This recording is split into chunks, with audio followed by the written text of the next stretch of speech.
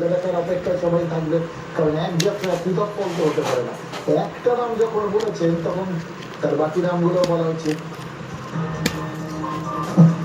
কল্যাণ বন্দ্যোপাধ্যায়, তিনি যা যা করবেন আর চারপাশ থেকে লোকজন এখন নারদ নারদ বলে বেড়াবে, আমরা শুধু এইটুকুনি বুঝতে পারছি লেগেছে নারদ নারদ। আমরা বিজেপির তো সেরকমই ভূমিকা হবে। দেখলেন তো সজল ঘোষের বক্তব্যটা, এই গোটা বিষয়টা দেখছিলাম আর আমার একটা নামের কথা মনে হচ্ছিল, শাকিব আলিওয়াল। আম আদমি পার্টির নেত্রী ছিলেন, রাজ্যসভার সাংসদ ছিলেন। তিনি অরবিন্দ কেজরিওয়ালের বাড়িতে গিয়ে হেনস্থার অভিযোগ তুললেন, আম আদমি পার্টির সঙ্গে তার দূরত্ব বাড়ল। তিনি আম আদমি পার্টির বিরুদ্ধে মুখ খুলতে শুরু করলেন, কেজরিওয়ালের চরিত্র কলঙ্কিত হলো। আর দিল্লি নির্বাচনে আম আদমি পার্টি ফুললি মেটাল বডি তারপর শুরু ওখানে ভিডিও বানছে হাট হাট হাট রাঘব চড্ডা, শাকিব আলিওয়াল সহ আম আদমি পার্টির সাংসদরা সব বিজেপিতে যোগ দিয়ে দিলেন।